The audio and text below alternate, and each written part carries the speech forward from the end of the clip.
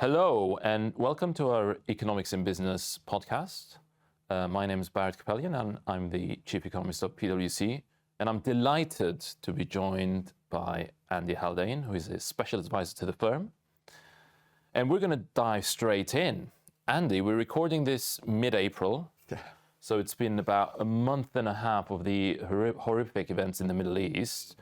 And I suppose as a starting point, the IMF a couple of days ago highlighted its view on the economic outlook and the repercussions the conflict in the Middle East could have to the global economy and by extension to our clients. So can we just start off with the big picture and analyze what this means for the global economy? Yeah, nice to be with you again, Barret, and heavens, another noisy start to the year. And both the global economy and here in the UK, this is not what we needed. Funnily enough, I think you and I both shared the view that there's a chance that this year would bring more stability and growth, both globally and here in the UK. And indeed, as best we can tell from the surveys and the data, the year did start fairly brightly. This morning we had GDP numbers for the UK for February, which showed a punchy 0.5% rise on the month, which was signs of that, of the green shoots that many of us spoke about at the start of the year. Plainly, over the intervening 6 weeks or so, we've seen some of the stuffing knocked out of growth globally and nationally by events in the Middle East, which is really, I think, Barret, and interested in your views on this, it's a double-headed shock. Its epicenter plainly is a shock to the energy market and the price and availability of energy from the Gulf, compounded with an uncertainty shock about how long this conflict will last, but also about what other fires might get started geopolitically in consequence of this. So it's been a double-headed shock. It's been a stagflationary shock. That is to say, it's put upward pressure on prices, in particular prices of energy, and downward pressures on growth and jobs in consequence of that higher cost of living. That is not what the doctor ordered, Barret, in a world where inflation was already a little too high and growth was already a little too low. A shock that worsens both is not what was needed. We might get on to how big a shock this is, actually, because I think there is a bit of course it's bad news. Of course it's a cause of concern and anxiety. I think some of the commentary has been a bit hyperbolic, a bit overdone on that. I don't know what your sense is. Yeah, that's a good point. Maybe if I start off with my view from a 30,000 feet sort of view, which is that, pre-war, the global consumption of oil was about 100 million barrels a day, and the global production was more or less at the same sort of level. And now, I think if you look at most analysis out there, including the EIA that came out with a report a couple of days ago, we're about 10 million barrels a day short. In terms of scale, size, that's equivalent to basically removing a Saudi Arabia out of the production process. Now, it's not as simple as that because you've got stock of oil and derivative products spread across the world. You've got time lags. You've got mitigating actions, so releases from the strategic petroleum reserves. You've got other actors increasing their production. So, give or take, it's about a deficit of about 10 million barrels a day. Now, as a result, we've seen prices respond. Brent up by 2/3, natural gas prices up by about 100% in Europe and in Asia. And, at a very sort of high level term, if you think of it from a global economy perspective, most economies around the world are net energy importing economies. So as a result, it means more outflows, and that almost acts a bit like a tax hike into the economy because you can't really cut back on your consumption that much. And as a result, you sort of feel that effect. And then the other interesting thing for me is how this feeds downstream. So we're seeing pockets of concerns arising the longer this conflict lasts. Yeah. So the one example, which is quite interesting because it's got parallels with the IT industry, is helium. Yeah. So really useful input for semiconductors and the manufacturing of semiconductors. It's also relevant for healthcare. It's used for cooling MRI machines. Yeah. Jet fuel is the other one, obvious one. And then finally, fertilizer. Yeah, In the northern hemisphere, we're actually planting crops right now. Farmers and the agriculture sector don't really store fertilizers, so it's a bit of a real-time issue that's sort of manifesting right now. Well, I think those indirect global supply chain linkages are really important. The energy one is now fairly well understood, but the indirect implications of that, I think we're still working through, and you gave some great examples there. I mean, last year, in some ways, the global economy was kind of bailed out of the tariff shock by technology and AI. That rode to the rescue. And you might think, well, why should this shock affect that? But it does. I mean, to give a case in point, Taiwan is the source of 90% plus of the high capacity chip production in the world. It's the engine of the AI revolution. But Taiwan's reliant on energy through the Straits of Hormuz, about 80% of its needs, right? So this will trickle well beyond energy markets to agriculture, to semiconductors, to technology. And we're still seeing the effects of those lap through. Actually, first in Asia, in terms of dependency, it's Asia that's most reliant on those 10 million barrels that you mentioned. And then Europe, and then probably the North Americas in terms of the sequencing of effects, and probably the scale of effects. But no one's immune. Yeah. Anyone that thinks that the US is immune from this wave hasn't looked at gas prices at the pump in the US. That's true, and it's really worth looking at the geographic spread of this crisis, which for me was quite interesting. I mean, you're right. I think Asia ex-China is quite exposed if you just look at the dependencies. Then on the other end of the scale, you've got energy-rich economies like the United States, like Russia potentially as well. Yeah. That are more that are less affected as a result of just the energy shock, and then you've got Europe slap bang in the middle. Yeah, which is reliant on net energy imports, and is feeling the effects increasingly. But it's also interesting to see how it's manifesting in different parts of the world. So I think Asia, you're seeing most of the demand management type policies being implemented. Yeah. So in some countries, you've got 4-day weeks. The public sector is actively cutting back, trying to change behaviors. Whereas in Europe, I think what you've got right now is Europeans are literally paying more, but more or less maintaining their current levels of demand, either via government support schemes or just paying outright.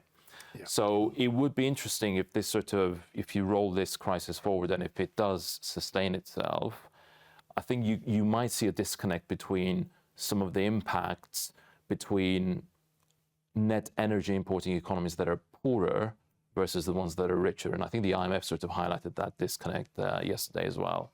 Yeah, that all sounds right to me. And as you say, so far we've seen only sort of quantity rationing effects, demand management, explicit, overt demand management measures across Asia, across a good swathe of Asia, actually. Mm-hmm. Different things are being done, but they're already, 6 weeks in, feeling the need to regulate demand. Yeah. So far in Europe, that regulation of demand has been purely by price.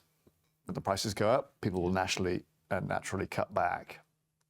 I think we're maybe a month away from those effects beginning to kick in across parts of Europe. Maybe not as significantly or severely as across Europe, but nonetheless, to think that Europe is immune from those effects as a net energy importer, as you say, I think would be overly optimistic. And then, as you say, in those places that are net energy exporters, it's the pure price effects that they're facing first and first and foremost. And actually picking up on the policy response, you touched on the fiscal policy response, but I think the attention is now shifting towards the monetary policy response and how central banks will be thinking about this. Any perspectives on that, Andy? Well, all I would say was, I think, let me give you some bad news and some better news, because we should try and be optimistic here, Barrett, as well. Yeah. I mean, the less good news would be that in response to this shock, we've seen both shorter-term interest rates and longer-term interest rates globally picking up. In other words, if you like, the yield curve has parallel shifted outwards. Financial conditions have become tighter. And that means that people expect, markets expect, policy, if you like, not to cushion the blow of the Middle Eastern crisis, but to compound it. They've priced up the cost of money because of fearfulness about inflation at the short end of the yield curve, and because of fearfulness about the fiscal policy response, the defense response that might be necessary at the longer end of the yield curve. I mention that because in past shocks, let's think the global financial crisis, let's think the previous, the tariff shock, we were able to cut interest rates to help insulate the economy. And that has not been the market response so far. Financial conditions, the cost of borrowing has increased, tightened, short and long. Now, that was the bad news. I think the good news, and we heard it from the Bank of England governor again this morning, is that I think that response in shorter term rates in markets is overdone. You know, I think that we went from expecting rate cuts in the US and the UK and rates flat in Europe to the markets now expecting a significant tightening in all three markets. That feels overdone to me, but I think there's been I think markets have rushed from one side of the boat to the other and have overshot. And that's pretty much what Andrew Bailey said this morning, that they will be, I think rightfully, sitting on their hands in monetary policy terms for now. And Jay Powell in the US has said something similar, until the full consequences of this stagflationary shock, which of course puts central banks on the horns of a dilemma. Yeah. Because inflation's picked up, but growth is low. So I think sitting in your hands is probably the right response, given the wave and swirls of uncertainty right now. And I think markets have probably got that a bit wrong. I think this might be one of those rare occasions where two economists agree with each other. And even one of those occasions where I think the economists may have got it right and the markets may have got it wrong. That's true. Even rarer. But for me, it's quite interesting when I speak to clients, because the reference point they've got is the 2022 energy shock. Yeah. So the Russian invasion into Ukraine and the aftermath of that, which saw interest rates rise. And there, what really did happen was you had an energy price hike, well, broad-based one actually, and then that eventually seeped through into consumer prices. So it got passed through to a certain extent, depending on which economy you look at. So, our clients are worried that there will be a repetition of that. Yeah. But it is worth contextualizing what 2022 was macroeconomically and what now is, which is that, in 2022, we were on our way out from COVID. The economy was booming. Labor markets were really tight across most advanced economies. Wage growth was growing quite fast, certainly above long-term norms. So from a corporate perspective, it was relatively, quote unquote, easy to pass through prices and into end consumer prices. Right now, we're not in that situation. Yeah. Labor markets are much looser, wage growth is normalized. So I think if you're a corporate, you would think twice whether you will push through those prices directly to your end consumers, or whether you'll wait how this crisis will pan out, or whether you're going to use other measures to sort of counter what's happening in the Middle East. I think there's a very important points, and perhaps people are using the 2022 playbook, and I agree that two things are fundamentally different than then. One, very obviously, is that the rise in energy prices is nothing like as large as it was then. the shock is less large. How long it lasts remains to be seen. But thus far, it hasn't been remotely on the same scale for oil or for gas, particularly for gas. But the second, as you say, is absolutely right, that the conjunctural, the contextual situation could not be more different. I mean, that we were just recovering from COVID then. And as we opened up, there was a demand surge, which priced up the cost of people, wages, priced up the cost of products. Yeah. And that we had both cost push and demand pull inflation. It's true, yeah. This time, there's no real demand pull because labour markets, certainly here in the States and indeed across Europe, are soggy, and demand is not rampant. So as you say, for businesses, making price rises stick will be harder. For workers, making wage rises stick will be harder. Mm-hmm. And that ought to give less momentum to inflation and therefore be a good reason for Andrew Bailey and Jay Powell and their colleagues to sit pat rather than slamming on the brakes. And then finally, I suppose it's worth, you touched on it briefly around the response of business to this particular conflict, but generally to uncertainty. I think, it's safe to say that supply side shocks, which was something uncommon in the beginning of the 21st century, is becoming more common. So, what are the 2-3 things that businesses should consider or keep on thinking about to be better prepared, actually, for these type of occasions? Yeah, I think one of the positive, facing this nasty sequence of shocks and surprises, from the global financial crisis through COVID and Russia, Ukraine, and now this. One of the positives from that is that it's established some muscle memory in businesses about how to respond. And I've been struck, very pleasantly surprised, about just how agile and resilient has been the response of business. Let's take the tariff shock. We're just a year on from Liberation Day and the tariff shock. And yet, despite that, world trade volumes grew last year. Supply chains rerouted in response to rapid fire pace. And I think businesses now are really on their toes about how they need to adapt in an agile manner to these shocks. And also, the built fortress balance sheets in many cases to ride out these shocks when they come. So the balance sheet fundamentals of the corporate business sector are actually pretty strong right now. That's true. And their speed of response, their fast twitch muscle, if you like, in athletic terms, has now been developed in a way that's generating also agility and resilience. So in a funny sort of way, some good might come of these, some good has already come of these crises in putting businesses on their mettle.